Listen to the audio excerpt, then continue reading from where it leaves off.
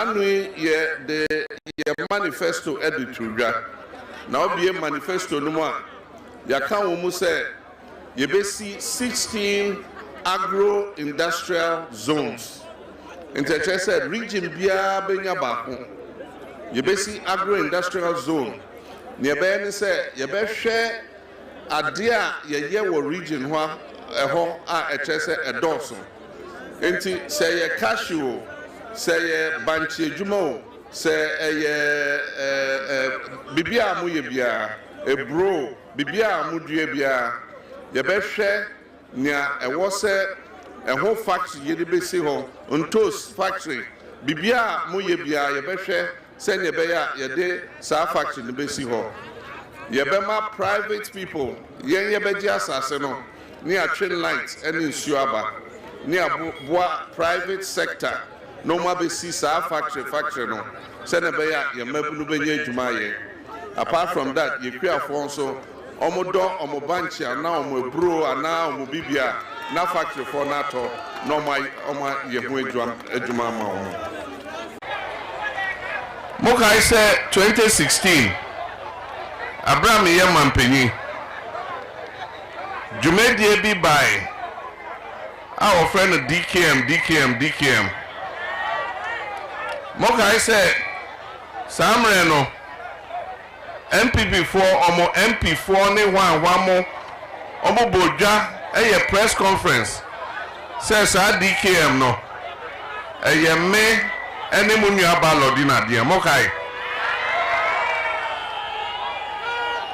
Nania and Chebia and Omampenya bedi eche baumia oko okrobi e wo srima e fe nandom na oko hono onam no na abranche bi ene ne nanam a omobo nkomo nti etwa samfoni ne baaye no ene ko ba se DKM amwate no e sa abranche ene ne dia ena ni wofa Minister of Minister of Interior and Procedure ojitu mu say DKM rua no oye MPP ni na oye one of the financiers of Omampenya Bedeche Dr. Baumia enti ekire say enkontompo ne ntro a omudigu yeso no enne adedi se na nipa DKM ne de no oye MPP ni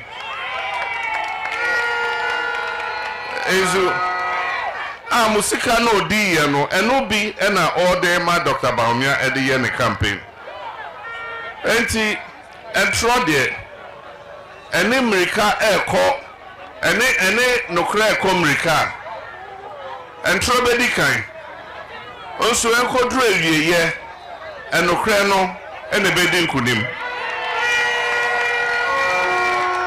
Ezu Enti MPP for no ba Dr. Baumia ba mumbusa ne say DKM a obewie di pasika koe no ma hu se onene nante enti ombusa no na onfa musika mremo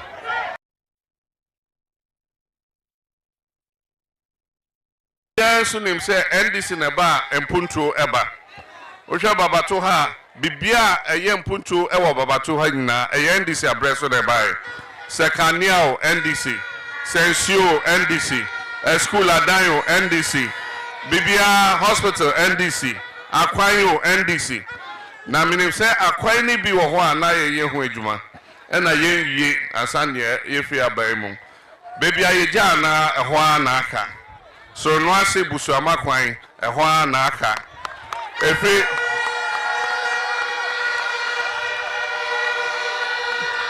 Ezo Efi Kintampo Eko New Longoro and also Akaho.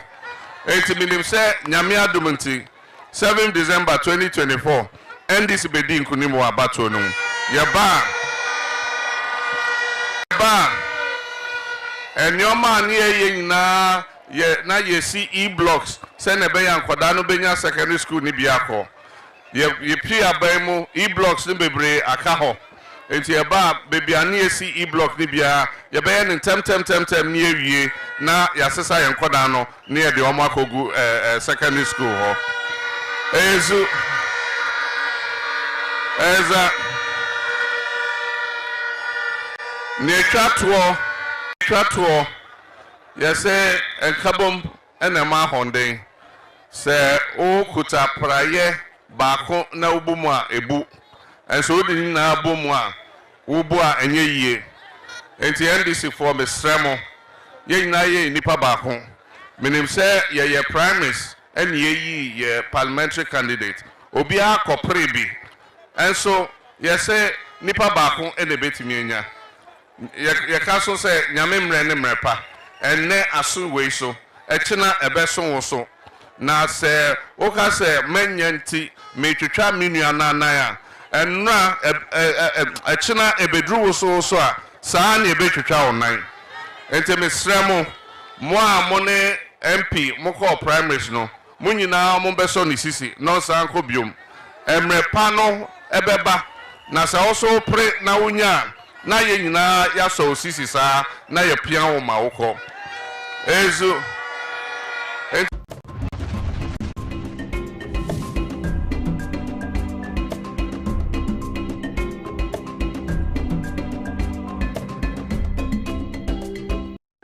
Guafi to fish easy. Na dow be a shronkon. Na says the Ridge Royal Hotel Kanwa. Na why dead.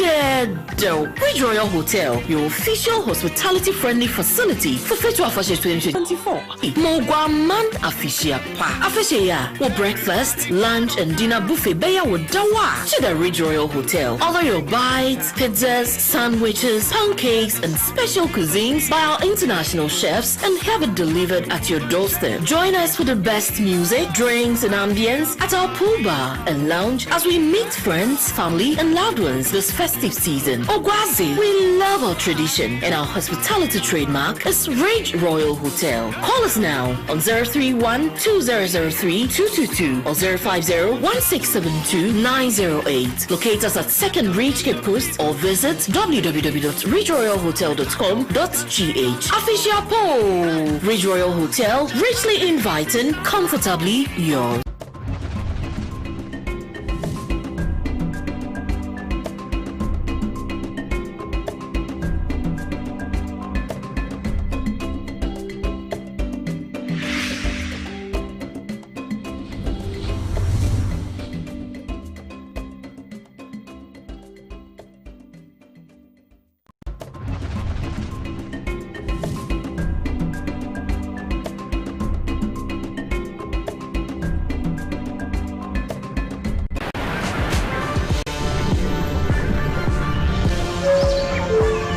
Stay with fresh equipment. Prepare for hydration.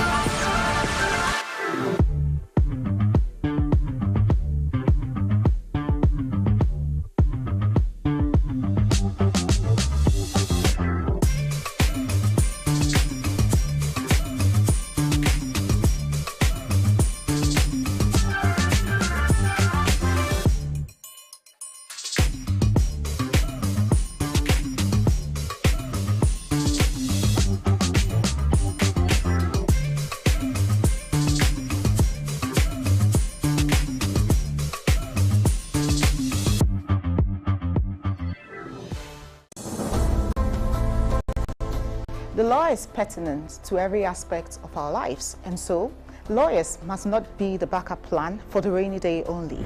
Nothing received from a client should be put in a lawyer's personal account until such time that the money has actually been earned. It is very dangerous to perpetuate the theory that it is narcotics that leads to crime increase. The relevance of the law cuts across our business, social, and family transactions. Doubt this? You can't borrow from somebody who's your client. That would lead to a conflict situation. And that's something that as a lawyer you must jealously guard when you are representing a client. You have to register your Mohammedan marriage within 7 days? Within a week of the celebration of the marriage. So if you don't register it, it's not a valid marriage. Journey with our Law Express panel every week as we confirm the place of the law in our everyday transactions. Under etiquette rules, a lawyer can terminate for non-payment of fees. So basically, if you don't pay your fees, a lawyer has a right to terminate your engagement.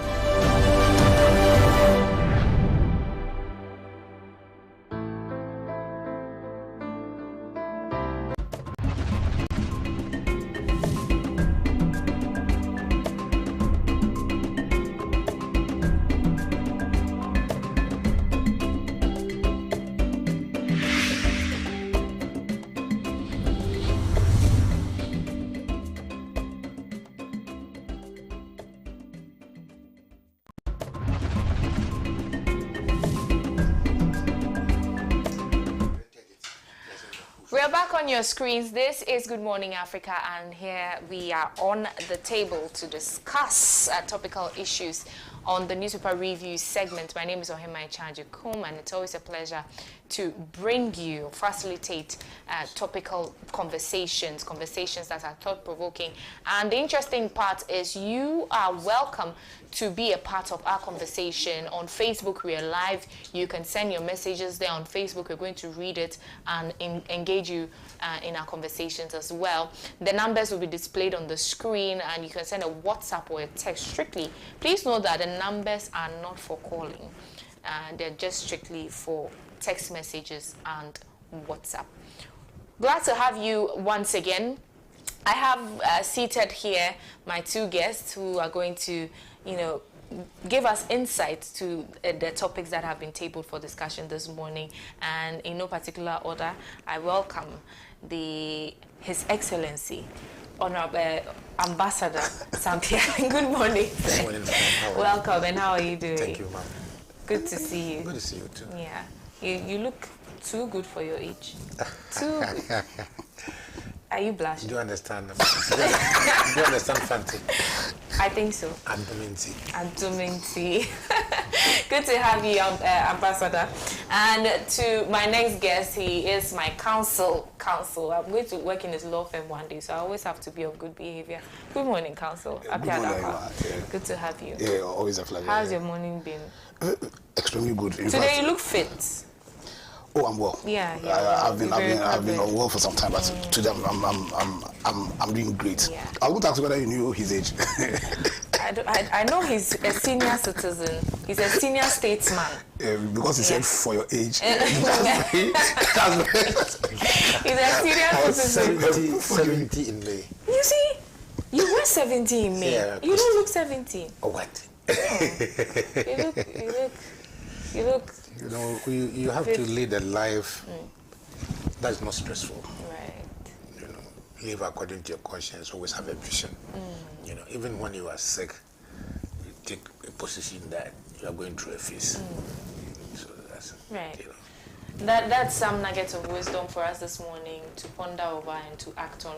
Welcome once again. This is the newspaper review segment. I'm sitting in for Kwame Wusudanso Esquire, and it promises to be an insightful conversation. Let's begin. Let me share with you the topics that has been tabled for discussion this morning, and then you can send in your submission on WhatsApp or text messages, or you can send those messages to Facebook. We are live on there as well. Now, our first topic is still in Nigeria. Yesterday, we touched on that story. But following up, the Nigeria court has ordered the arrest of British citizen linked to the protests. And this story was captured by the Daily Graphic.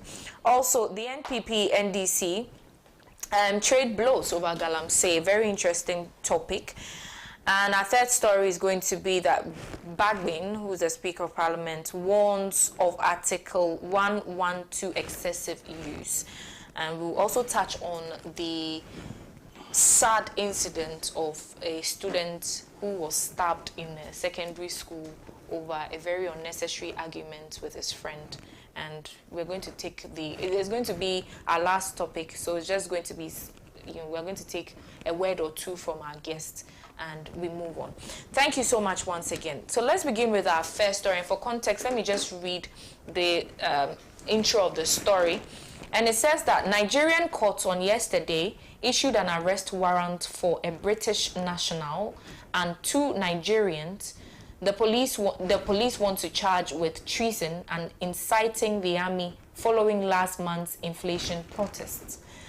Already last Monday, Nigeria charged 10 people with treason and conspiring to incite military to mutiny. All the accused denied the charges that are also linked to the protest. A judge issued a warrant against Andrew Martin, a Briton, and 2 locals, Lucy and Abdullahi. They said there had been loss of life and significant material damage. In an affidavit before the court, police accused them of being the masterminds and coordinators of the recent attempt to destabilize Nigeria and cause the overthrow of the present democratically elected government. The 3 could not be immediately reached for comment. Police said they fled Nigeria to avoid arrest but will seek the help of Interpol. Government critics said leveling treason charges against protesters. This is where the interest lies. The citizens or the citizenry says leveling treason charges against protesters was harsh and accused President Bola Tinubu's administration of seeking to quash dissent as Nigerians grapple with the worst economic hardship in a generation. So this is the issue at hand this morning. Yesterday, it was reported that 10 citizens were charged for treason, that is trying to incite the military to mutiny. And people have said that it is a harsh way of approaching civil unrest. What do you think? So let me take this opportunity to wish you lovely viewers. I think I've already wished you a good morning. And it's always a pleasure to be in my SRC presence. A company, hopefully we can have a very good discussion. You see, the issue in Nigeria, the issues concerning the purported order for arrest on about 2 Nigerians and 1 British, and already the arrest for the 10 Nigerians, in my view, is symptomatic of the fundamental problem that we have dealt with in Africa. The problem being the desire of our politicians, their strong desire, their obsession with power, and not necessarily a desire to bring about transformation. Because from your report, in fact, I was confused when I saw it until you mentioned that it was linked to the protest. A number of issues suddenly crops up. One, I know Nigeria has a constitution. I know one of the fundamental rights the constitution grants them or guarantees them. In fact, let me use the word guarantee, because the rights we have were not given to us by law. The rights we have were given to us by nature itself, by God, by nature. All what the constitution does is to guarantee those rights that the constitution didn't give us. So my right to life wasn't granted to me by the constitution. My right to freedom, my right to think, was not granted to me by the constitution. It was nature itself that granted me those rights. And what the constitution does is to protect and guarantee those rights. My right to protest, my right to hold leadership accountable was not granted to me by the constitution. Those rights were granted to me by nature itself. And so the rights of the people in Nigeria to protest is a right that nature itself granted them, and rights that the constitution is guaranteeing. You understand? So why would you, the president, who I'm also presuming, like in all serious democracies, swore or took an oath to defend the constitution of your country, to defend the rights of your people in your country, why would you decide to use the powers that they've granted you to fight against the very purpose for which those rights were granted you in the first place? That's what he's doing. And that's what is happening in Ghana and so many other countries. Because why did they protest? Nigerians hit the streets to to protest against what they termed bad governance. End bad governance. Because the difference between Africa and the rest of the world is one of leadership.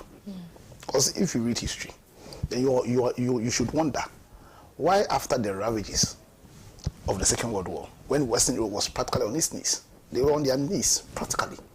Japan was destroyed, as in the economy of Japan was destroyed. What has caused them within a space of less than a generation to have their economies transformed, to create a society where some of us, those of us in Africa, want to go to, where they have their rights are guaranteed, where they are able to fulfill their economic ambitions. You understand? Where the focus of their lives is not merely survival. Because in Ghana, we are just living to survive. All about the survival. Yeah, it's just survival. Yeah. We are looking, you are looking for food because if you don't eat, and so we eat all manner of food because it's about survival. Yeah. You understand? Where we do not live a life that guarantees us real happiness. We in Ghana, we don't eat what we want. People go to university and they don't do the courses their hearts desire.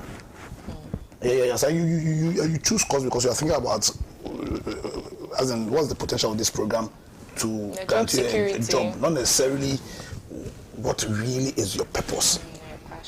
And so we don't have self-actualization. Only significantly few people manage to live lives that will grant them self-actualization. But the question we should ask ourselves is why are we not guaranteed a quality of life? It's because of bad governance.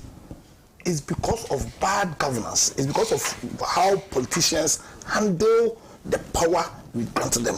They don't work. They don't work. Why? You go to Nigeria, with all the resources they have. But the sheer size of Nigeria itself is a resource, is a plus. The sheer diversity of their society is a plus. They have oil, they have cocoa, they have the best resources you can ever ask for, human beings in abundance. Why has Nigeria failed to create that society?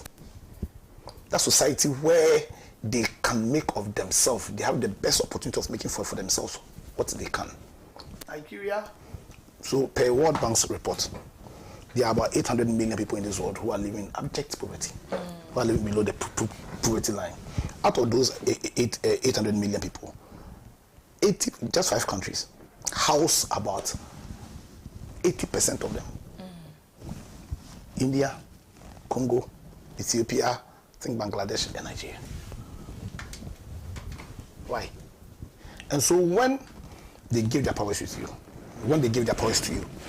with the understanding that we are going to create a society, because you need stability, you need a society where people are free, you need a society where you build economic structures so that we can have the best opportunity of fulfilling our individual ambitions. You understand? Now, the citizens have been there. They've realized that, listen, it's almost practically impossible. It's practically impossible to make of yourself what you can. Because you come to Africa, and if you are going to be honest, you see, we are going to do an audit of the rich people in Ghana and in Nigeria. I can bet you 95% of all the rich people in this country are rich because of corruption. Political affiliation. Corruption. Not because they are smart. You see, let's say things as they are. Not because they are smart or they are special. You understand? But we've created a society where the politicians, because they just want control and they don't want to work. You understand? Because they just want control and they don't want to work. We've created a system where really there are no structures that can enable you to fulfill your ambitions. So when people have hit the streets and say they are demonstrating, when people are falling on rights that God himself granted them, that your constitution guaranteed, rights that you took an oath to protect and defend. Why would you want to trample upon those rights by the threat of this frivolous charge, a charge of treason, a charge that could potentially lead to their being killed, a charge that could lead to the ultimate punishment?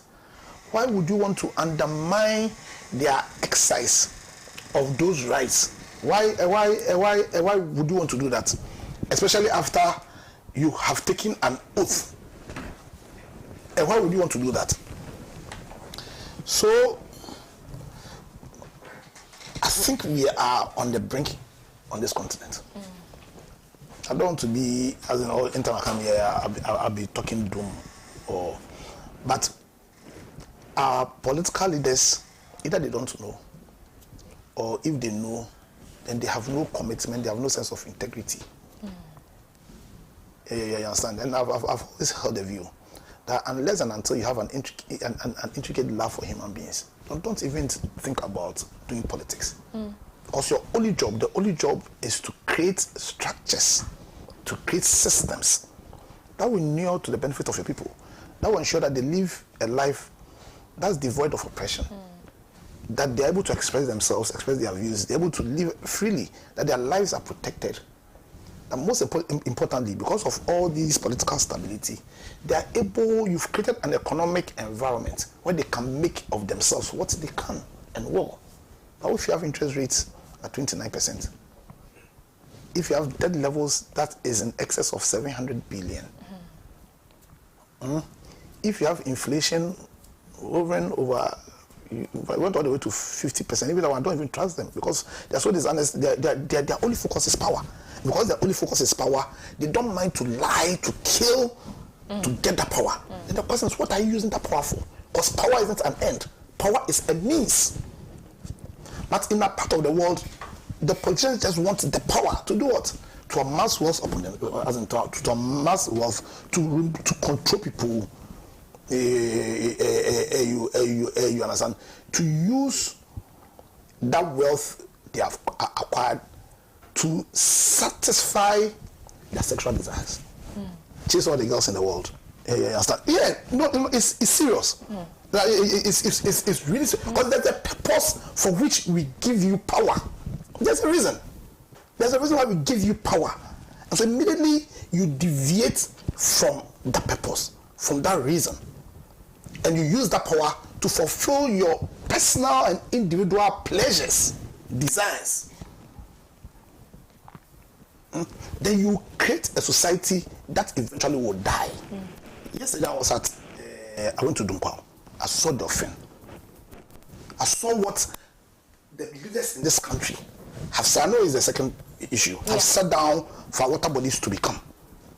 And if you understand that the root of living societies, there's a reason why almost every major city in the world, every major settlement in the world, town, there's a reason why they go around river bodies. Because that's the source of life. So when leaders have sat down and they're being destroyed, and you call yourself leaders and you want us to grant you powers, then you've lost focus. And that's the biggest problem we have faced. That's the fundamental difference between us in Africa and Western Europe, or in Europe and in America. It's a question of leadership. It's a question of leadership. And Nigerians, or what is happening in Nigeria right now, with the attempt to use the powers the people of Nigeria themselves give to Tinubu, to create that culture of silence, to fight against their fundamental rights to protest, to fight against that right culture, political culture, that can only sustain democracy. Tinubu will do that. Tinubu will do that because he has the same spirit that fuels almost all the leaders in Africa. And it's a spirit of a people who want political power, who crave for political power, who are obsessed with political power, but do not want to lead. And we need to change that. So when we say change, we need to change that. And the only people who can change that, who can effect that change, are the people themselves. Because we should recognize that when the Constitution says that we are the repository of sovereign power, it means that we hold the real power. Right. You understand? And we should not, under no circumstance should we sit down and allow people to use the powers we grant them to pursue agendas which are adverse to our collective interest, and we must resist it. We must resist it with everything we have. We must not wait for 4 years to resist situations where people are using the powers we grant them for agendas adverse to our common agenda. Because then when they do that, what they are fighting against is the Constitution itself. And our Constitution says that when anybody attacks the Constitution, then we have a right to stand up against that person. So, yes, like as into and what is happening in Nigeria, yes, maybe we all don't see the extent of the negativity as in terms of what Tinubu is doing. But a similar thing is happening in Ghana. And we will be doing this country a disservice if we sit down aloof for these politicians to destroy our country. Right. Thank you. Thank you, Council. That was a brilliant submission. You can join the conversation. The number will be displayed on your screens. If our producers can just display the numbers, we're going to read your comment. Ambassador is also on standby to give his submission, but something interesting with regards to what Council just shared about the leadership. Yesterday I was telling someone that, and it had to do with my encounter, or me chancing on the sale of state land, the story. So I was reading the story, I'm like, so it brought a flashback of how corruption issues have surfaced our news in the last year, and it's rife. Now, I was just thinking that it is only leaders who fear God or who have great love for people who will actually serve the people, because in my estimation, leadership is not for status, but it's for service, and it's really concerning. And I mean, people have also asserted that what the Nigerian government is doing is just to deter people from seeking accountability, and it is clear. But I want to also know what Ambassador thinks. Good morning. Council, I always want to stay in bed looking at watching you, because you espouse a lot of wisdom. Particularly attracted to your love for good leadership. Right. Sika, you are OHEMAA. Leadership is everything. Leadership is everything. And I'm going to, if you allow, give 2 personal examples of leadership that has caused change. You know, I was in the law school and was the class prefect for 4 years. Even though I had been a deputy minister before, I don't know whether at Sansari, the then director wanted to say, you are here under me. So he said, you are the class prefect, so you can see me going to clean the blackboard, going for... It was interesting. Then I became the SRC president. I mean, it was an automatic choice of everybody. Then when I saw the SRC influence, I said, what? If we spend the money properly, there will be a legacy of the SRC. What do we do? You know, if you go to the law school, we had a very small place for eating, very small place. And before you go to the canteen, you are going through classes. Part 1 classrooms. So I called my executive and said, look, let us at least build a shed where students will go and eat. So at least they would have benefit of the dues they have paid. Because if you read the records, every year we are doing the same thing. Moot court, Riakoto, beach. And if you go to the beach, if somebody's laptop that is playing music, and just about 20 people will be there. And that is the SRC week. So I said, books. I said, so okay. So I said, okay, put this money for the Riakoto. Okay. Put this money for this beach, but this time the beach should be a proper beach. Okay. Put this money for the moot court. Okay. Put this money away for other things. And, madam, this is the Sito. All these monies were there. What were they using it for? I took the bold decision that over the holidays we'll build a shed. When they came, the student came, most of them were happy. But others who had other motives started all manner. I'm always thankful to people like that. I was almost impeached on the week of my examination. But I stood firm as a leader. I was coming from Cape Coast, one lecturer, one of our Pukwajiman. Sam, where are you? I said, oh, I have reached Kaswa. I said, hey, the assembly school body has met for you to come and answer. If I wasn't intending even to go to school that day. So I drove from Cape Coast to Accra to the law school. And the lecturers they say, okay, those who are accusing the man is here. As soon as I entered, I heard, hey! Then he said, those of you who have questions to ask, that showed me that if you're a good leader and you have a good vision, even within the law school, but today if you go to the law school, that's the shed they are using. Even to study. Even to study. To study. Even to study, just it. And I built that in 2006 with my executive. And it's still there. All right. The other example I'm giving about leadership, every time you are talking about leadership, I listen to you well. Because I have come to the conclusion that that is the only thing Africa doesn't have, leadership. 2016 we lost elections. NDC lost elections. And the reason was that they didn't have good polling agents. But I know about 4 lawyers or so who are members of the NDC who stays in Western region. So let us come together, train ourselves so that by next elections, we at least represent the party there. So the question of no good polling agents will not be there. That small vision I had, now we have about 4,680 professionals across the world. And you would have learned that only last week, we presented a check of 2 million Ghana cedis to the flag bearer.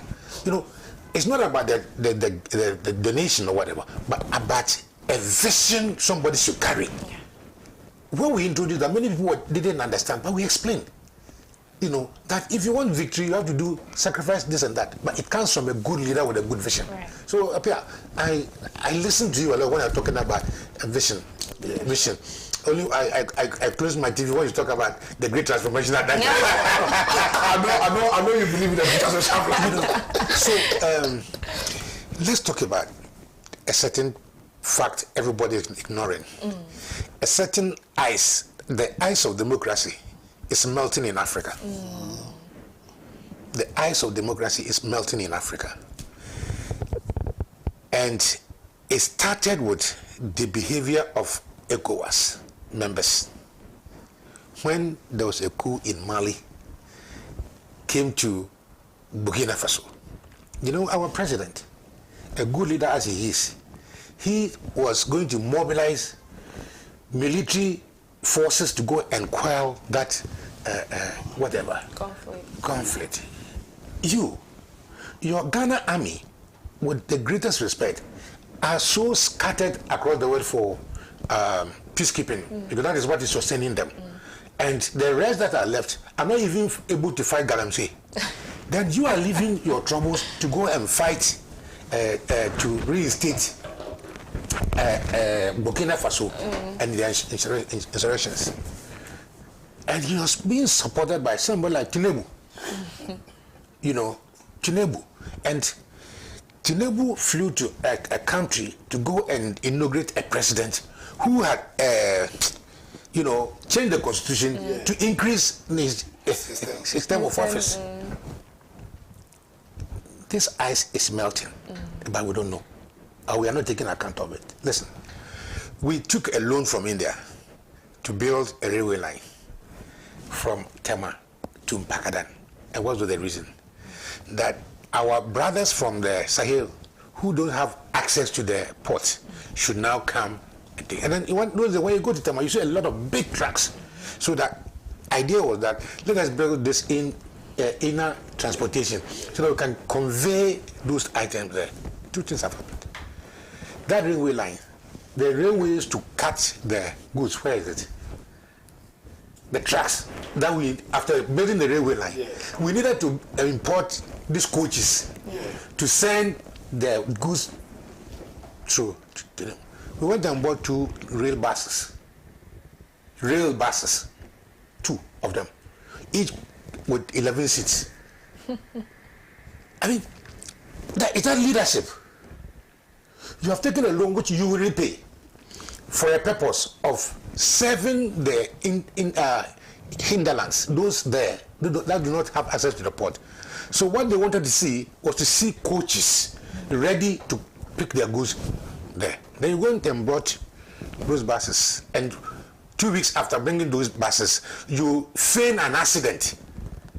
You understand that a truck stood in the middle of the railway where there are no roads. So I mean, when you see the picture, no wonder Amewu himself, the railway minister, said it was a Photoshop. But we are living with it. Leadership. My dear, you know what has happened?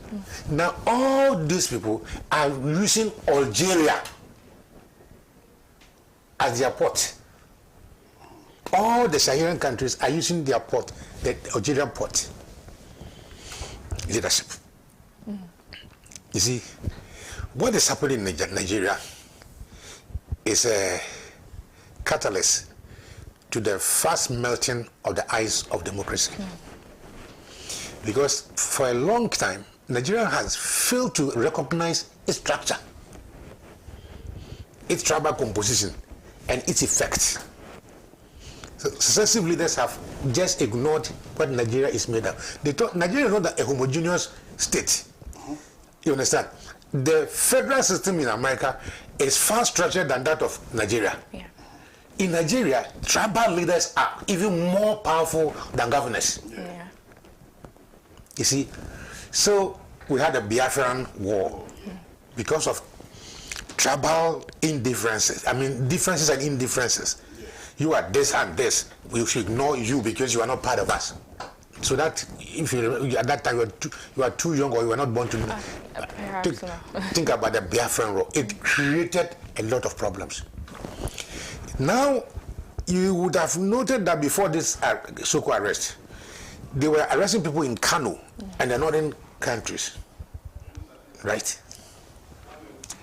Tinubu has forgotten that his attempt to go and crush the Burkinabes was an attempt to go and crush the Hausas and the Berbers and the Tuaregs. Are you following what I'm saying? Yeah. If all those people up there have one tribal root, they all have one tribal root. So if you go and attack Burkina, you are attacking a Nigerian Hausa or Nigerian Fulani.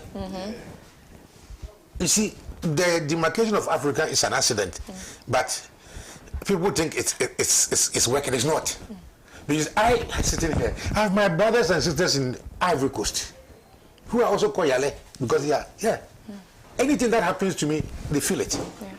But the Nigerian governments are failing to recognize that. Now, let me ask you, how come, because of these agitations, governments are able to reduce their sizes? Because of these agitations, it's happening in Kenya, and it's happening in Nigeria. Oh, we'll reduce the size. We'll sell aircrafts. We'll do that.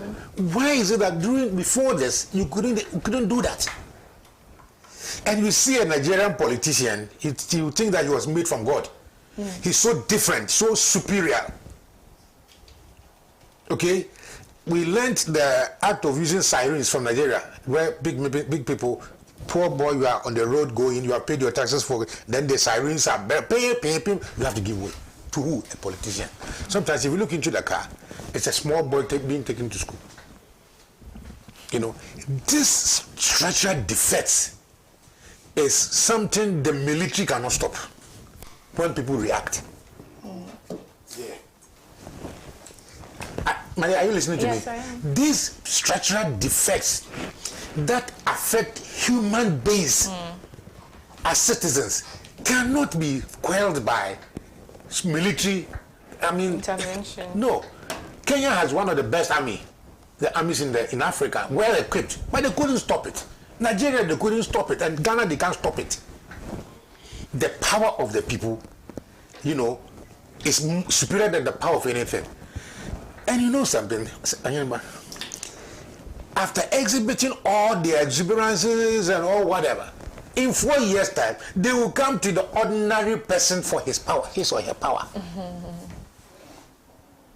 And then when you are, look at, you see God, when you are clicking the gun, is it not the fingers you are using to bring out the bullet? The same hands, the same fingers, is what we use to vote for you as a politician. So, if Africans will not realize that we are failing because of leadership, we'll be in such a mess.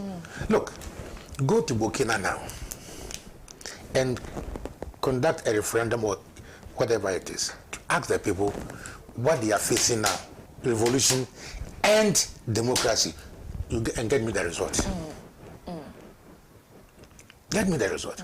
There's no coup d'etat that has happened in Africa where people have not spontaneously supported it. What does that tell you? It tells you that people in Africa continuously are not happy with the kind of governance that we have. We are quick to talk about things that are happening in other countries. But when we look at our own situation, we can have semblances. And in one of my encounters, somebody said, Mr. Ali, the things that happened in Kenya, we have crossed it several times. We have crossed it several times. I said, why? I said, look, nobody in Kenya was had to have, you know, devised the whole of a forest that we have, the forest that have been created since 1897 or thereabout, to himself, willed it to himself. Nobody has done that in Kenya. You understand? Nobody in Kenya has gone for a loan using his own company as what? Transactional advisors. You are going to take the loan, but you are the advisor to yourself, and you are going to be paid. Nobody would do that in Kenya. But we have lived with it. We have lived with the situation when somebody dreams that, oh, I have gone to Israel, I'm going to hit my head to the wall, and I've made a pledge to God that if he helps me to become the president, I'll build him a cathedral. You understand? The result of that is, look, a big hole in the center of Accra. And we have to retain it. Named as the most expensive hole in the world. In the world. I think it has made itself to the Guinness World of Book of Records. And we are here, we have to retain it. You see what I mean? Somebody just said, oh, I will put my life, my presidency on the line to stop Galamsey. The end is that there's more Galamsey. You think, and then the Galamsey fight, we are coming to discuss about it. But you say you are going to stop hunger and create jobs, and the program called Planting for Food and Jobs. But in the end, there's more hunger. You know, these things have not happened in other countries where there have been this. It hasn't happened in Nigeria. Because in Nigeria recently, I saw a stockpile of rice, and the program headed by a Ghanaian. Right. At least they are making efforts. You see what I mean? But in my country, I am made to suffer COVID. I am made to suffer COVID. And you know the persons who brought the COVID into this country. We know. We suffer COVID. And you deceive me by telling me that you are giving me free water and free electricity. My dear, then after giving you power, because we trusted that you are a leader that can be trusted, you turn back and said you should pay for the water and electricity. Leadership. A leader must be trusted. I think that's one of your principles. A leader must be trusted. So if you tell me that I'm giving you free water and free food and free electricity, you know, you tell the people of Agbogbloshi that, look, I've heard that you complain that somebody says they are coming to remove you from Agbogbloshi. No, you are not going anywhere. Then the following day after giving them food, you send excavators to go and demolish those things. You know that this does not create trust for the people. OHEMAA, you understand what I'm saying? I am. I do. And then we have created, sometimes when we take messages from the viewers. I'm going to read a few. When we take messages from the viewers, I want you one day to put all those views together, and you see, you measure the temperature of people's anger, and you find out that majority of the people, or a large percentage, are not happy with what is happening around us. And the worst type is that when I come to sit on television and knowing that this is red, I say it is white, because the person involved is an NDC person. That's the most dangerous part of our situation. Right, Ambassador. So I believe that Africa's problem now is not about the population, because we have got a population dividend that can give us a positive return as a country, as a continent. What is left is good and honest, transparent leadership. Right. Thank you, Ambassador.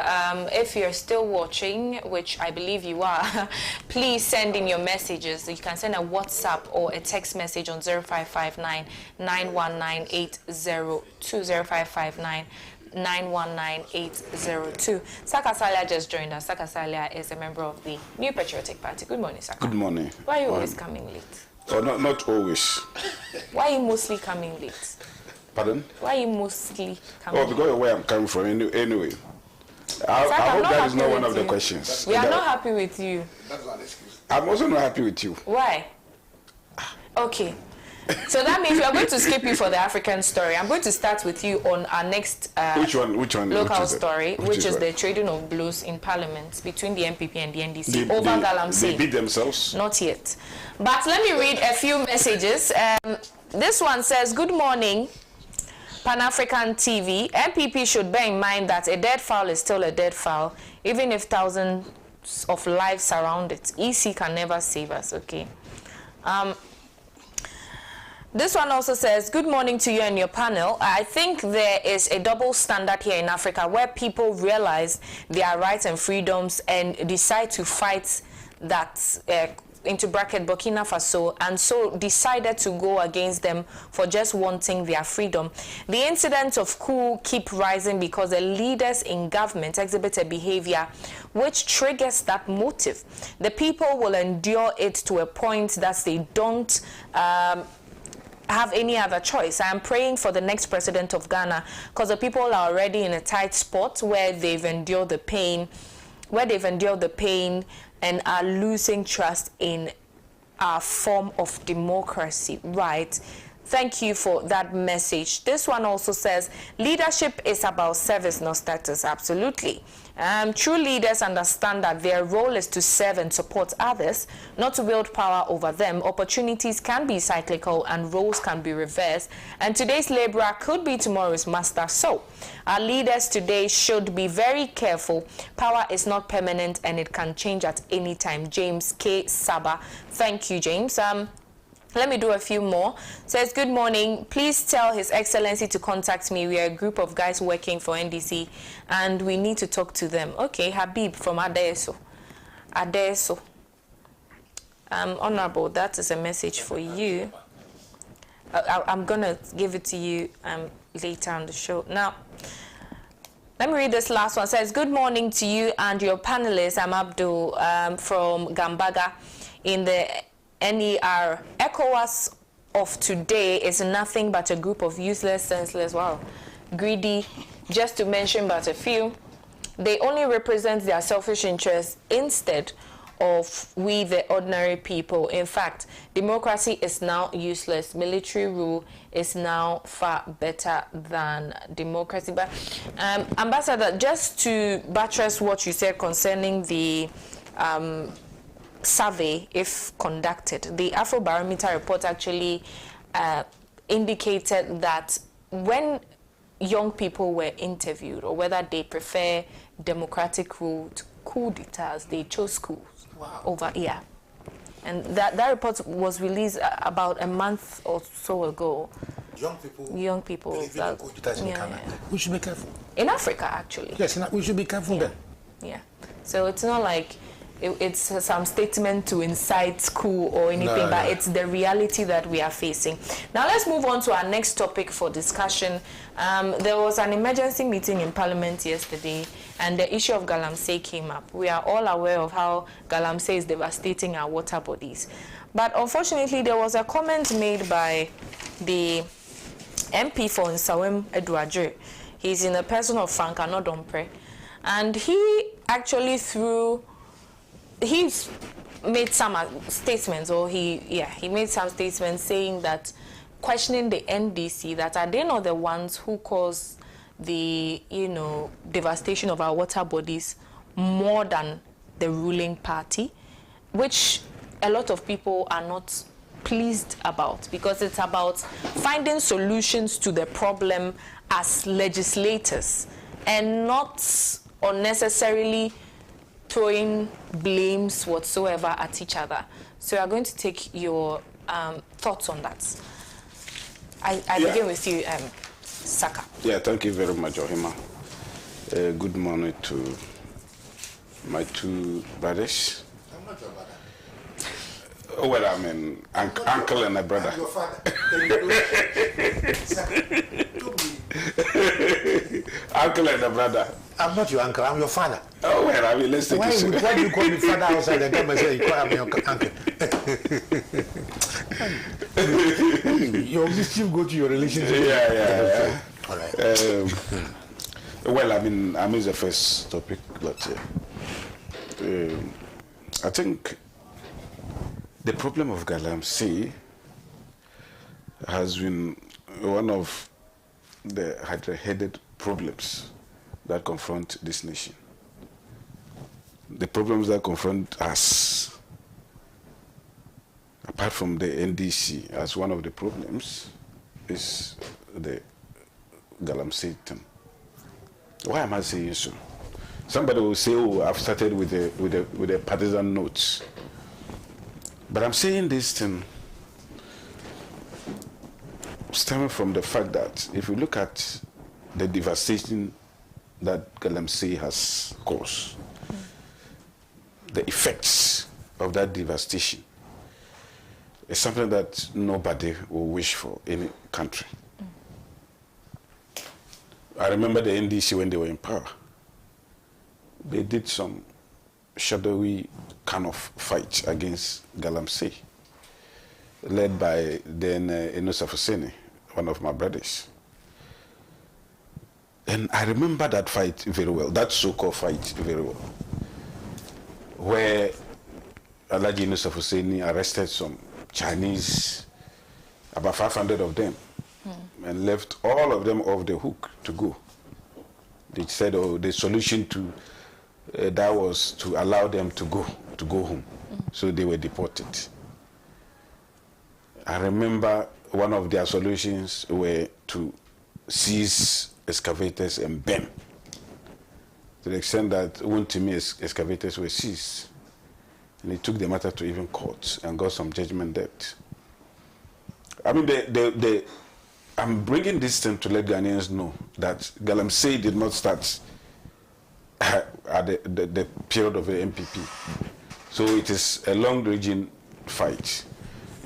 If Honorable Anodompre, who is a brother, I mean, is my serious brother, said that the NDC cannot exonerate themselves from this problem, it's truism. It's a statement of fact. It's not as if you can blame MPP for this problem, you can equally blame the NDC. And therefore, once all of us have been equally blamed, then we can now equally look for the solution. Because I remember vividly, in the heart of fighting galamsey, the media came together. I remember that charge was led by CTFM. The chiefs and people, I mean the various chiefs also pledged to fight in this. The only people who didn't pledge to fight the menace was political parties. I didn't hear political parties stand anywhere and say that we have pledged to fight Galamsey. We all know the effects. Galamsey can kill any of us. The effect of mercury on our water, I mean the rivers, cannot be overemphasized. We've seen the aquatic life, what do you call the fishes and the likes, almost extinct. We've seen our land being degraded to the extent that now it's even difficult to reclaim some of them, because when it's degraded for a very long time, and it has become compacted to some extent, it's difficult. I'm not saying it's impossible. It's difficult, doing it, but when when the soil is still fresh, you can easily reclaim those lands. We've seen Galamsey take over from cocoa, leading to a reduction in our cocoa production. We've seen all these things. We've seen water. Like this was just like when Ghana Water was complaining that the turbidity level is at a height, at a level that is unbecoming. And therefore, it is Ghana's money that will be used to go and buy chemicals to treat these waters. And I mean, if the river is gone, we all know the importance of river. So it has nothing to do with NPP, NDC. When we no longer have rivers, some of the rivers are drying up. It also has everything to do with even the rainfall patterns. We've seen even the forests being degraded. Some of the plant species have gone. And if forest is even also gone, you can imagine. And therefore, this particular matter should not be played with the usual, what do you call it, political football that we've been engaged on. And I remember when Nado said that he put his presidents on the line, to the extent that we had to use the Operation Vanguard. We employ other strategies like the Galam Stop, 1 and 2, in order to, we created interministerial committee to see to it that everything is done and done well. But has everything been done and done well? Wait. I'm making a point. But in the course of the fights, human institution, certain things happen because the political parties did not have that unison, that unity of ensuring that we fight it. As the MPP was fighting it, the NDC sees it as an opportunity to latch on to do politics. MPP will go and then stop, even imprison some of the people who have been caught doing Galamsey. I heard the former president, John Dramani Mahama, on the political platform, saying that, you people, if you vote for us and we come, all those people who have been incarcerated because of Galamsey, when I come, I'll give you amnesty. Then the people, the illegal miners were shouting, hey, we have Kukubuahin and Co. They go as far as to the Galamsey sites and tell the people that this is your livelihood. You are using this to take care of your family. The MPP is asking you people to stop and even imprisoning you, some of you. Go and vote in 2-3 days time. Go and vote for the NDC. If you finish and you hear that the NDC has won, come straight and continue with your work. I have all the videos here. I mean, the evidence are there. It's not like it's a figment of somebody's imagination. These are truism. And therefore, if Honorable Anodon on the floor of Parliament is saying that the NDC is as culpable as any other, why would it be a problem for anybody to say, we are condemning him? And I mean, I don't get it. So I'm saying that we all know. I mean, it's not as if we fought it. NDC fought it. But between the MPP fighting Galamsey, which of the two political parties have fought it with the zeal that it demands. Then you see, like I said, there's some shadowy kind of a fight that we all know. I mean, behind that facade was just to deceive the people that they are fighting it. We've seen the MPP form the interministerial committee. We've seen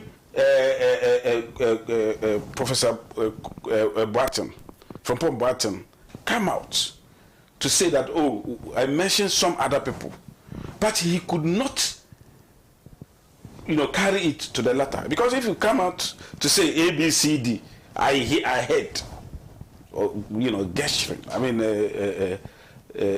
just guessing. I heard the particular person was involved in this particular person has a concession, and then the CID investigated it. The Attorney General said that come and give us further and better particulars, because what we've given us just skeleton. And indeed, if what you are saying is the truth, come and give us further and better particulars, so that if we found a prima facie case against those people, we can take them home. Right. They say, oh, I won't come. I won't come. Meanwhile, it is a report that some of the NDC people are using to do their argument. Wrap up for us, sir. Oh, wait. And then if they are using that report, that so-called report, to do their argument, even in that report, what did from Pombarton said, I haven't heard any NDC person condemn from Pombarton report. From Pombarton report says that the NDC is doing even more illegal mining than the MPP. They mentioned it was East or somewhere like that. Meanwhile, when they are doing their argument, they will omit that part of from Pombarton report where he says that the NDC does more Galamsey than the MPP. So I'm saying in all these things to let Ghanaians know that we profess certain solutions because or one or two reasons it did not work perfectly, but at least the commitment to ensure the fight against Galamsey was there. Okay. And fighting Galamsey is like fighting somebody who is trading in a cocaine business, because this is one of the most profitable ventures one can ever think of. And therefore, when people engage in it, and then you want to take it away from them, it's like taking their livelihood from them. And such people will fight back. Just like normally when you say that when you want to fight corruption, corruption will fight you back. The same way. So if you don't get the support of others, it will be very, very difficult for us to achieve. Thank you, Saka. I move on to your ambassador. Please make your point. We are hard pressed with time, so we have to keep it short. I am coming to discuss this as a citizen of Cape Coast, where I have to put a barrel in my car pickup to go and look for water in Takoradi. Over the weekend, I was in Cape Coast, and OHEMAA, the situation is dire. And I'm going to discuss it not on political lenses. The problem facing us now, as we sit here, is that our water bodies, even if they are purified for our drinking, is poisonous. Because they have to use extra chemicals to purify the little that comes into us. And even these bottles of water that we are drinking is not coming, from heaven. It's coming from the same water sources that we say we are purifying. And tests have been made on some of the drinking water, what you call it, pure water. Pure water. And they have been found there to be a bit of toxic. That result. And I don't want to do politics with this situation, because I've seen that some criminals operate successfully because they can put on party colors. What we have here today is that we are killing our water bodies. All right? Now, you see all the turbidity in the water. It goes, if you go to Pra, for instance, the Pra goes all the way to the western region. And at the estuary, it is lodging a lot of sediments, so it cannot flow into the sea. Even if it flows into the sea, the sea life are also being affected.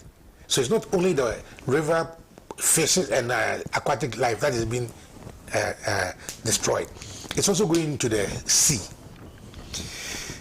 Now, what are the basic pillars of Galamsey? One, some people in Accra have acquired concessions and are supposed to go and mine under regulations. We have institutions that are supposed to supervise that. They go to do the mining in the areas or the concessions that they have been given. And I've worked with the Minister of Environment before, and I know the contents of such concessions. There's a reclamation clause that after mining an area, it's your duty to reclaim. There's another clause which says that you have to pay some money to the Minister of Lands, so that the government, believing that the concessionaires cannot or will not do it, the government itself will do the reclamation. Is the government using the money for reclamation? Our government, are they using it for reclamation? What is also happening is that there are young boys and girls without jobs whose livelihood is dependent on Galamsey. And Saka is saying that if you are going to fight such groups, it's very difficult. The problem we have had fighting Galamsey is not the will or not the will or lack of the will to fight, but we have failed to involve the communities. Are you following what I'm saying? Now, if you want to change somebody, attitudinal change from an economic point of view, you first have to let the person understand that, look, these are the issues you are creating, and that if you don't stop, this is what's going to happen. But in Galamsey, it is not that they cannot stop, because if you go to Australia, South Africa, they're also having gold. But no water body in South Africa have been polluted the way we have polluted ours. Because they have applied technology. Yeah. They have involved the people. The people understand that, look, this is what you are doing, this is what happened. We have seen videos of farmers jubilating because they are cutting their cocoa trees for Galamsey. We have seen videos of young people in the pit insulting the president and Ghanaian leaders that they want to stop Galamsey. That's another aspect of it. The third pillar is those who are behind the deal. Do you understand Fanti again? I do. The Fanti say, "Se epamon kokoba na wonkwa no chede wo mame hye ho." Do you understand? If there's small chicken chicks, you are asking them to go away, but they are not going, it means that their mother is in the bush. You mean that if we, the leaders of this country, meaningfully and truthfully wanted to fight the Galamsey, we couldn't afford it. We could not afford it. Because we have reduced it into political ping pong. NDC had done this, NPP had done this, NDC had done this, NPP had done this. And this was, I thought, the street talk. Now it has found its way into the Chamber of Parliament. That's what I'm worried about. In the Chamber of Parliament, where you have been called to come and think about how to solve the problem, your solution is blaming each other. Meanwhile, we spent over $400 million trying to fight Galamsey. Once upon a time, we even had to buy drones. We even had to buy speedboats and other gadgets. Where are they? Right. And my final point is that, you see, the president, intending to introduce technology into the mining, imported some gold catchers. You remember? Who did the president give these gold catchers to? And what has been the impact of such investment in the gold catchers? And who are the beneficiaries of the community mining? Because I am from a village. We are doing this premise, but I have ensured that the premise committee has built a community center and other places, and our small chip compound is being financed out of our the premise proceeds. Right. Now, if you say that there's a community mining, the intention or the meaning is that the community mining will support the communities, right, so that the boys will not go back into the mining. Has it stopped? Has all this worked? Our Ghana armed forces, of all armed forces, were deployed. They couldn't stop it. And I saw a video, finally I saw a video where one group of people were in the bush to protect the Galamsey people, to stop the Galamsey people. Another group of people upon a telephone call come to stop them. And the president, whose constitutional mandate is the custodian of the trustee of this natural resources. Natural resources. And the commander-in-chief did not comment on the conduct of 2 military groups in the bush. He did not. Our president did not. You see, read the Constitutional Council will give you the president is the trustee. So if we have given you, that's Article 257. That's right. 2576. I That's think. right. That's right. You see, if we have made you the trustee, and what you could do is to raise an ally or regulations saying that we can mine in the forest. In the reserve. Reserve, not only the forest, forest reserve. Yeah. When I was young in Takoradi, we had Sicily River as a ship. Nakwa, Kopong, Pra. We had 16 big ships named after our river bodies. You think if there were some streams like we have it now, they would have been named after those ships? Here we are. Right. On the altar of NDC MPP, here we are. Right. Thank you, Ambassador. Council, let me take your thoughts. The issue of Galamsey agitates me. It gets me really maddened. And I think our generation, we failed our children, our grandchildren, to have sat down for the president to do this evil to this country. The anytime I spoke about Galamsey, I only attacked the president. Why? Because until yesterday, it was only the president that we needed to look at when we are speaking about issues concerning Galamsey. You rightly quoted Article 257, and then my senior counsel here, you call me counsel, but he's my senior. You know, when he was talking about he was my SRC president. I was a year behind him in law school, and great submission. Because any issue about Galamsey needs to start with, first of all, the trust that has been created in the president. Now, if you read Article 257, I think for the purposes of this discussion, you need to read it so Ghanaians understand the evil that Nana-Addo has done to us, and why when we are choosing, when we are and also not beyond the evil, and also at the MPP, at the MPP for being enablers of this evil that has been done to this country. You understand? For any MPP person to even have the cockroach audacity to think that they can defend this grave evil that is being done to Ghana, I'll tell Ghanaians, the day of reckoning will come. Yeah. The day of reckoning will come when we will ask of Nana-Addo and his people what they've done to this country, and I bet when that day comes, it won't just be Nana-Addo's head on the chopping board, but the MPP and people in the MPP who, when the call was made to choose their country over their party, chose their party over their country, to the detriment of who? Because when we read Article 257, and please, if you have it. Clause 6. 257. No, I'm struggling to. Okay. Yes. So 257.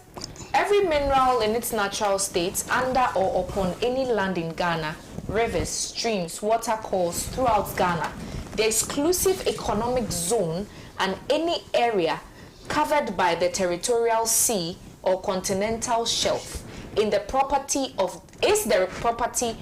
the Republic of Ghana, and shall be vested in the President on behalf of and in trust for the people of Ghana. So simply put, every mineral. So when they described the streams, they were just describing the territory of Ghana, So any mineral in its natural form, found within the territory of Ghana, is the property of Ghana. The people of Ghana. And they've created in the president a trust. So the president has legal title over those properties. And we, the people of Ghana, are the beneficiaries. Now, to understand the sin, the evil that another has done to us, you need to, first of all, consider what are the obligations of a trustee. When a trust is created in you, what are your obligations? And there are a lot of obligations, I'll just stick to two. One, when you are a trustee, a fiduciary duty is placed on you. What that does mean? That simply means that when you are taking any decision concerning the property in which a trust has been created in you, your only consideration should be what is in the best interest of the beneficiaries. So when an adult is taking any decision concerning any mineral in its natural state in Ghana, his sole consideration should be this decision taken. Is it in the best interest of Ghanaians? That should be the only consideration. Two, another obligation that's placed on you as a trustee is to protect the property. That when a trust has been created, you must do everything within your powers to protect the property.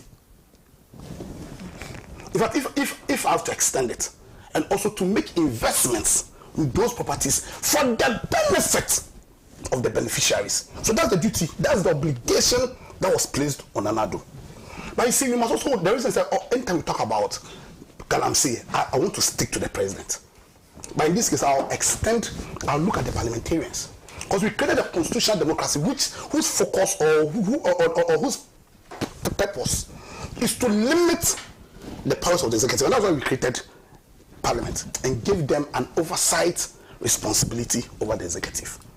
And so in Article 103 of the Constitution, the Constitution says that what has granted in Parliament the power to create committees to have oversight responsibility over every single minister as part of limiting their powers. It's even in Article 2, 6, 8, and 9. What being too much? Article 2, 6, 8. She's coming to come down quick. She's coming to our law firm quick. You don't know what I say that. You understand? Now, so you take the president, and Galamsey simply is any practice, or before I even define Galamsey. Now, so because the president is a trust, he has legal title over there. And that's why anybody who mines any property, any mineral in Ghana, needs a concession. You need a concession. The president will give you authority that, listen, I'm giving you concession to mine, let's say, this area, this portion, for this limited amount of time. And then once they give you obligations too. Because in your exploitation of our natural resources, there is a danger that you could affect the environmental integrity of this country. And that's why mining is highly regulated. And when they talk about this destruction, mining has been done in Ghana since when? For centuries. Has any water body been before 2016? Did you see brown rivers in Ghana? I mean, I've been moving around though. I've been moving around heavily. Please, when you're speaking, I wasn't talking. But you asked a question. I didn't ask you. Yeah, well, you asked a question. So we give you are the president, we've given you these obligations, but we also give you executive powers. We've given you we've given you executive powers. You are the commander-in-chief of the Ghana Armed Forces. And you come and then you deceive us. You deceive us by telling us that you're going to put your presidency on the line in the fight against Galamsey. And by the way, the Galamsey issue has been there since. I did my service in Anglo-Gold Ashanti, and when I was there, Galamsey was happening. So it's not as if Galamsey is a new phenomenon. It's been there, but governments, as an assault President Force commitment at fighting. But you see, and then in 2016 we sacked Mahama. Ghanaians sacked Mahama. We sacked Mahama because Ghanaians believe that the job we gave Mahama to do, he was not being able to do. So I don't know why this back and forth. Nanado is the current president. We've given you a job. You took an oath. So this is his responsibility. But when he became president, he took an oath that one, he was going to be faithful to Ghana. What he meant that he was going to be faithful to these obligations under the constitution, and specifically to this discussion, his obligation to one, when he's taking the decision concerning any mineral in Ghana, to have just one consideration, what is the best interest of Ghana? Two, to protect the properties. So when we are having Galamsey has become an issue, when clearly our river body has been disseminated, right now they are brown. When human lives are at a peril now, because if you understand mining, where is gold they are looking for? Gold is like diamond where you can find it and just to get the gold you need to apply a mercury, a lead, a number of what's called arsenic. You understand? Which will kill you if it. You see, I think arsenic or cyanide, one of them. When they enter into your body, they never leave. They keep on accumulating at a level where it will just kill you. And we know all, and also the impact of unregulated mining, the impact of on other activities, economic activities like farming. And another, you sat down aloof. And within that period where you sat down aloof and done nothing, a report came. Professor Frimpong brought this report. You sat on that report for close to 2 years. He said, what did that report say? That there were allegations that people within your party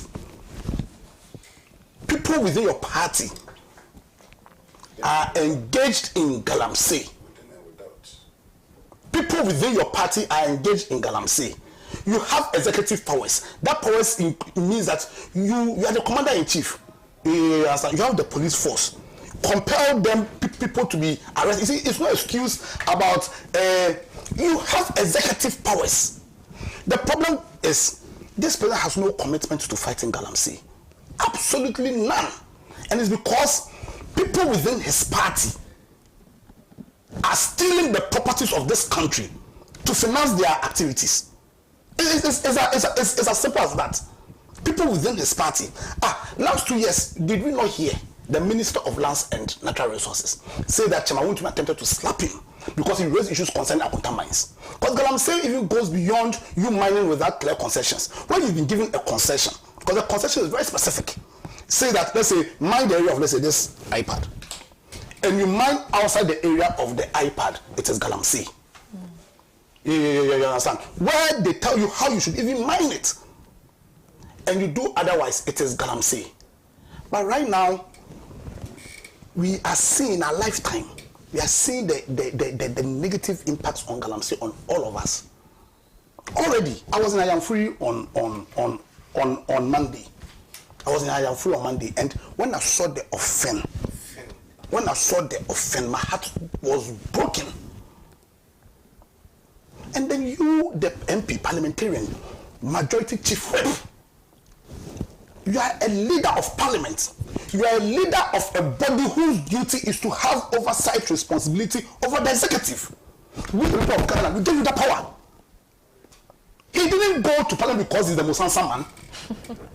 He didn't go to parliament because he's the strongest. He went to parliament because the people of Ghana, specifically the people of Adwojiri, not the MPP people in Adwojiri, the people of Adwojiri, every single person in Adwojiri gave their powers to you to go and serve as an oversight on the executive.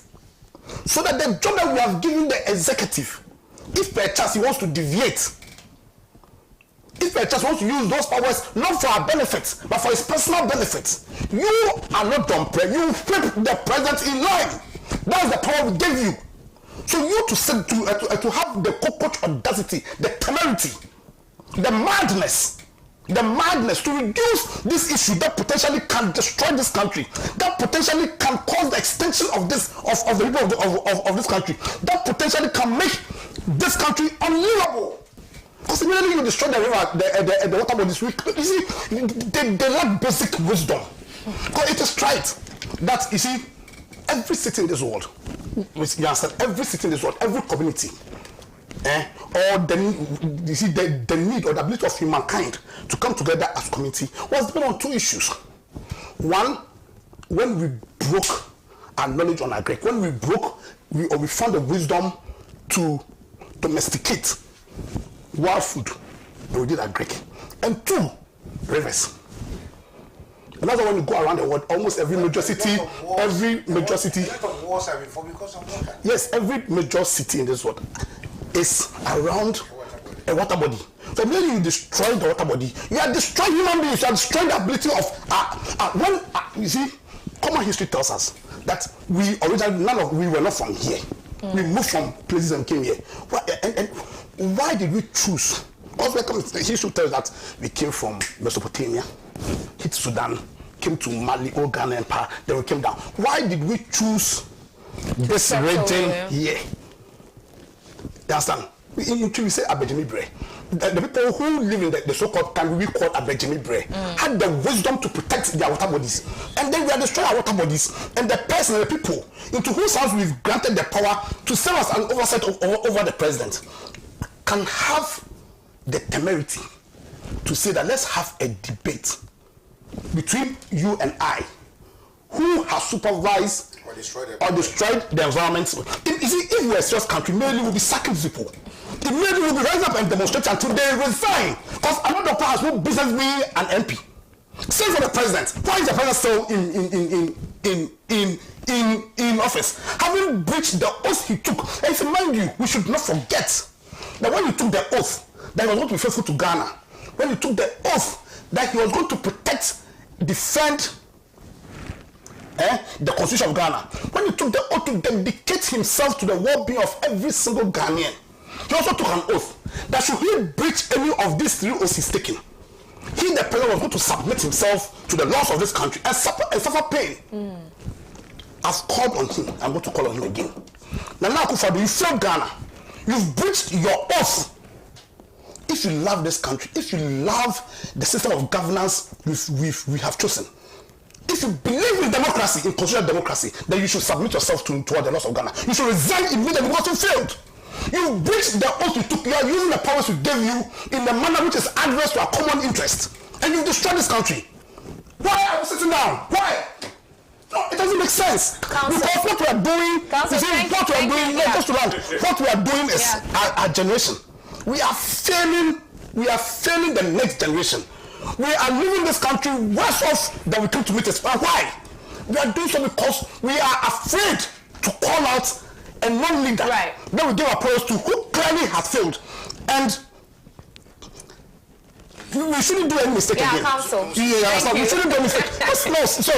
2024, if we can't call him out. Most of us share your sentiment. No, if we can't call him out now, we have about less than 100 days. 100 days. We should do everything in our power to ensure that the person he's anointed to come and control this one-ton destruction of our country doesn't even get 30%. And when we've sacked them, it shouldn't end there. We should call the president, we should call the vice president, we should call another and all these evil people who've destroyed our country. We should, that day of reckoning should come. That day of reckoning should come, and we should set an example. We should let us know that when you come and you use the powers we've given you in a manner adverse to why we gave you, then we will hold you accountable and we suffer pain for it. Right, lawyer, thank you so much. Sarah, we just have a few minutes to end the show.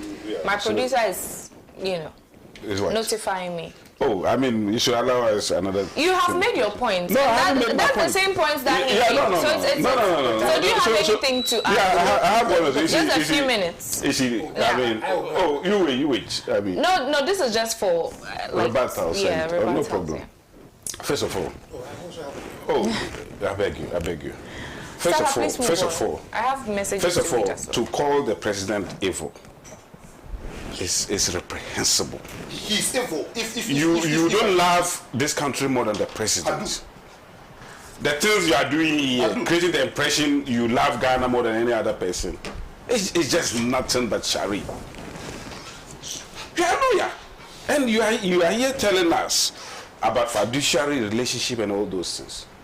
If the president come and sit here and says that, okay, even though Article 2576 it gave me the role to play as a trustee on behalf of the people, and because of that, I will not allow anybody to touch the mineral. Do you think there won't be chaos in this country? First of all, the law itself stipulates the fact that even though the president has that relationship as a trustee, there are other ways and means for which the minerals can be exploited. And the president is not everywhere. There are roles that individuals play.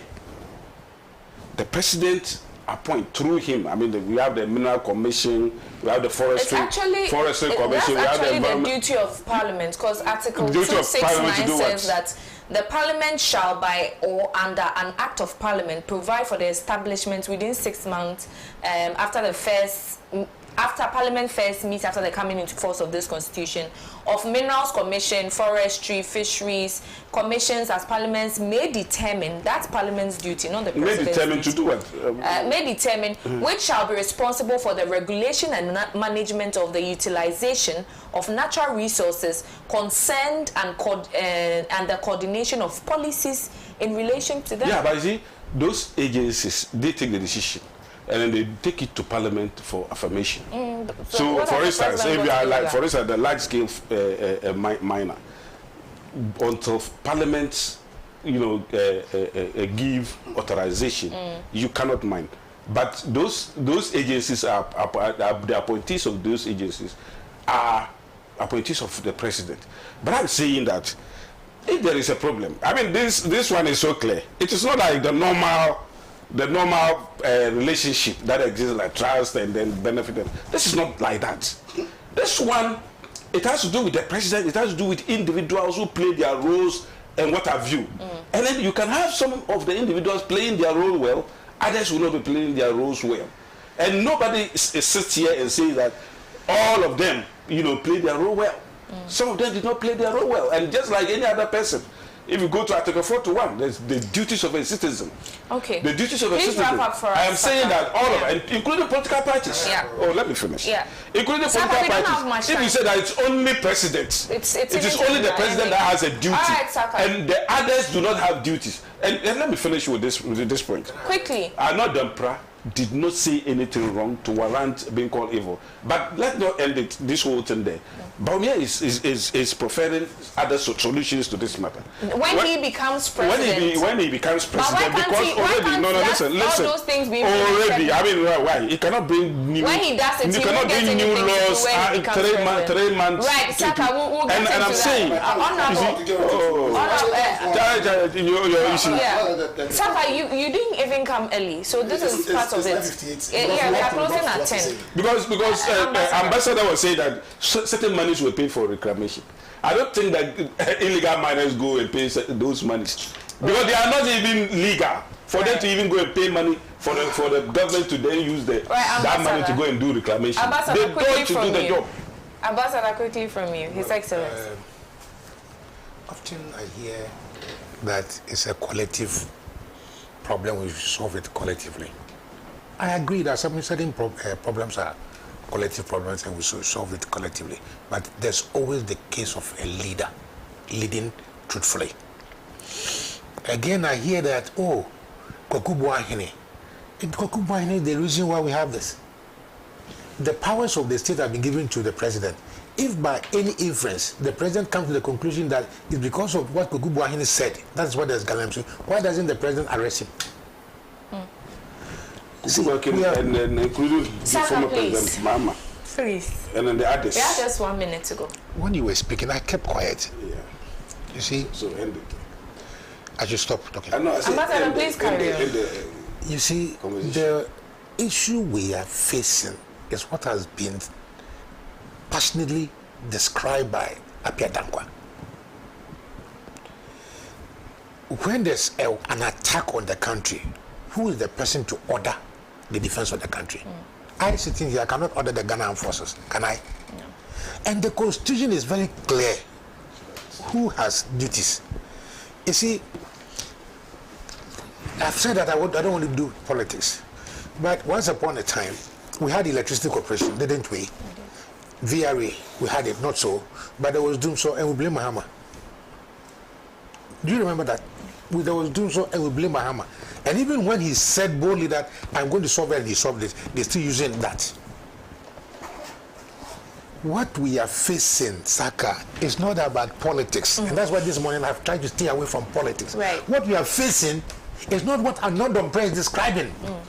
What we are facing is that, look, if you go to what Anodom Press is. All right. Let's analyze that. If you go I think we are hard pressed with time. Our time is up. Just 1 minute. Our time is up. And our viewers keep sending messages because today has been quite an interesting show. Just 1 point. Everybody is. Just 1 point more. Yes, Ambassador. If you go to Wasa Amefi, there's even a change in the blood relationship. Now we are having a lot of Chinese children without fathers. Because those in the Galamsey, they come have a woman and they just go away. Right. And now, if you go to the hospitals, children are being born without limbs. Deformed children. So, Saka, don't let us talk about politics on this. Thank you, Ambassador. Thank you to my panelists. Thank you so much. Thank you for coming. I wish this time could be extended, but unfortunately, the other shows coming up on tape. But let me quickly read a few messages that keep coming in. This one has sent me a post from Facebook. Says the first image in Lena River in Russia, second is AGYEKUM. So there are images here in Canada, and the last is River Pra in Ghana, which has been deformed.